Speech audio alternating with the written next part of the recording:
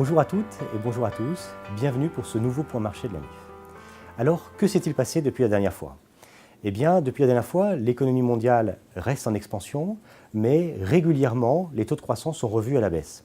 Il y a désormais 3 zones distinctes. La zone euro, où la croissance se ralentit un petit peu, à la fois du fait du pétrole et de l'évolution du dollar. La zone émergente, qui connaît des fuites importantes de capitaux, ce qui entraîne une baisse de la valeur de la monnaie, ce qui entraîne une augmentation très forte de l'inflation du fait du renchérissement des importations.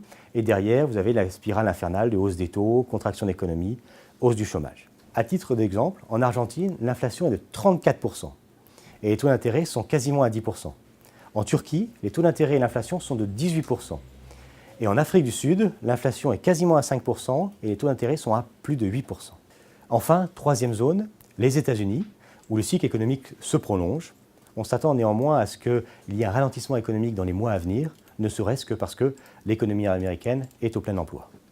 La réforme fiscale aux États-Unis de réduction de l'impôt sur les sociétés, couplée avec les politiques des entreprises américaines de racheter leurs propres actions, de l'ordre de 1 000 milliards de dollars, soit 5% de la base d'action, génère au global un rendement des actions américaines de l'ordre de 25% par an. Dans le même temps, la Banque centrale américaine continue sa politique de hausse des taux. Au final, la perspective de rendement extrêmement intéressante draine l'épargne mondiale vers les États-Unis, la détournant du financement des économies émergentes. Dans ce contexte, les actions et les obligations en Europe sont relativement stables, voire légèrement orientées à la baisse. La MIF a poursuivi sa stratégie de défense de la valeur de son portefeuille, en évitant naturellement d'investir dans les pays émergents, en évitant d'investir dans les pays périphériques de la zone euro, en se reconcentrant sur la zone euro, en investissant en immobilier et en continuant à constituer sa poche d'investissement alternatif.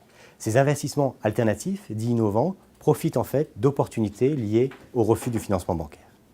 Merci à tous et rendez-vous lors du prochain point marché de la MIF.